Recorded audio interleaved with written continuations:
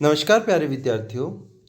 आज की कक्षा में हम पढ़ेंगे पुनर्जागरण काल या नवजागरण काल, जो कि पाश्चात्य कला के अंतर्गत देखा जाता है। और इसके अंतर्गत हम देखते हैं कि यूरोप में 14वीं से 17वीं सदी के मध्य किस प्रकार की कार्य हुए हैं।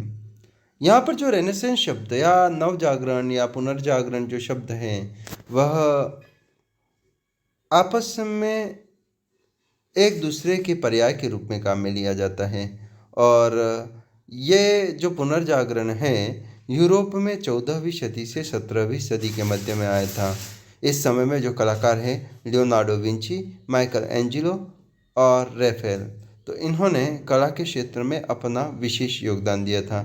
ऐसे में जो चित्र बने हैं उन्हीं में से एक चित्र है वीनस का जन्म। तो देखते हैं वीनस का जन्म चित्र। यहाँ पर यह चित्र वीनस का जन्म दिखाई दे रहा है।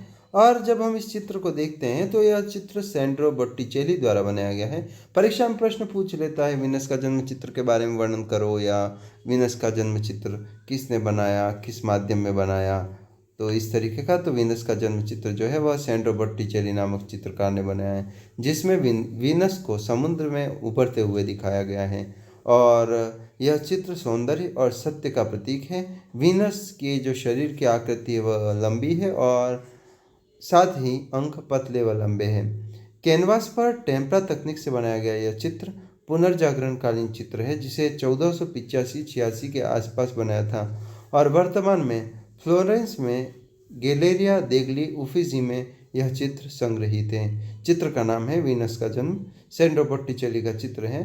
और सैंड्रो बॉट्टिचेली के बारे में यदि कहा जाए तो वह फ्लोरेंस के चित्रकार है, इटालवी कलाकार है, लेकिन फ्लोरेंस शैली के चित्रकार हैं। और ग्रीक कलाकारों में जो काम करने की बात आती है उसी को इन्होंने भी अपना आदर्श बनाया।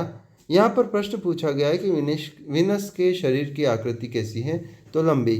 और चित्र में वीनस किसका प्रतीक है, सौंदर्य और सत्य का प्रतीक है। एक और पेंटिंग मोनालिसा, जो कि काफ़ी प्रसिद्ध है, यहाँ हम देख सकते हैं, जिसे लियोनार्डो दा विंची ने बनाया है और पहाड़ी लकड़ी पर तेलीय रंग से बनाया गया है। यह पुनर्जागरणकालीन चित्र 16वीं सदी का है और लोव्र संग्रहालय पेरिस में संग्रहित है।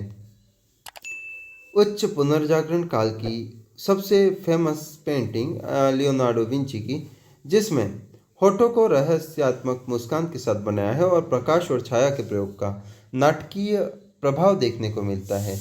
मनुष्य और प्रकृति के रहस्य को उजागर करने वाली यह कृति मोनालिसा। चित्रकला में जब बात की जाती है और जब भी चित्र की बात की जाती है तो मोनालिसा को एक सम्मानजनक दर्जा दिया जाता है। उच्च पुनर्जागरण काल में इतालवी चित्रकार लियोनार्डो दा विंची जो थे उन्होंने बनाया है। और वह न केवल चित्रकार थे बल्कि मूर्तिकार और साथ ही में वैज्ञानिक आदि भी कार्य किए हैं। उसके अलावा इनके चित्र हैं लास्ट सफ़र और वर्जिन ऑफ रॉक। मोनालिसा के अंतर्गत विंची द्वारा रहस्य को किस प्रकार उजागर किया गया है, एक प्रश्न है। तो ऐसे में प्रकाश और छाया के प्रयोग में नाटकीय विषमता के साथ चित्रित किया गया है। चित्र का माध्यम क्या है, तो पहाड़ी लकड़ी पर तेलीय रंग इसका माध्यम है। एक और चित्र पिएटा। पिएटा की जब बात की जाती है तो कुमारी मेरी जो है उनकी गोद में यीशु को लेटा हुआ बताया जाता है, निर्जीव या मृत यीशु। तो माइकल एंजेलो की यह कृति है, यहाँ पर जो पिएटा है वो। इसके अलावा भी बहुत सारे कलाकारों ने बनाई है, लेकिन परीक्षा में जब प्रश्न पूछेगा पिएटा किसकी कृति है, माइकल एंजेलो। और यह कलाकृति जो है वह सौंदर्य के आदर्श को भी लेती है और साथ ही सृजनात्मक अभिव्यक्ति को भी। संगमरमर से बनी हुई मूर्ति है और 1498 से 1499 के बीच में चित्रित की गई है पुनर्जागरण काल की कृति माइकल एंजेलो की पिएटा, जिसे सेंट पीटर रोम में संकलित किया गया है। माइकल एंजेलो जो है वह पुनर्जागरण काल के कलाकार हैं और भित्ति चित्र निर्माता भी हैं। इन्होंने बाइबिल विषय से लेकर सिस्टाइन चर्च की या सिस्टाइन चैपल की छत और दीवारों पर भी चित्र बनाए हैं। पिएटा का विषय यदि कहें तो मैंने बताया कि कुमारी मेरी के गोद में मृत या निर्जीव यीशु को बताया गया है। और मूर्तिकार द्वारा किसकी संतुलित व्याख्या है, तो प्रतिष्ठित आदर्श और सृजनात्मक अभिव्यक्ति की। इसके अलावा एक चित्र और है जिसको कहते हैं द नाइट वॉच, जो कि रेम्ब्रांट की कृति है, पुनर्जागरण कालीन कलाकार रेम्ब्रांट। और यह भी एक उत्कृष्ट कृति जिसमें प्रकाश और छाया को बताया गया है और रंगों को प्रतीकात्मक रूप से प्रयोग किया गया है। यह हॉलैंड एम्स्टर्डम में जिक्स संग्रहालय में संग्रहित है।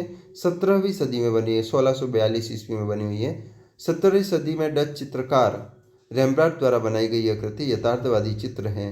प्रश्न आ जाए यदि कि चित्र में प्रयुक्त माध्यम अर्थात कि नाइट वॉच किस माध्यम में बनी है, कैनवास पर तेलीय रंग से, और रेम्ब्रांट की कृति का नाम पूछे तो दी नाइट वॉच है।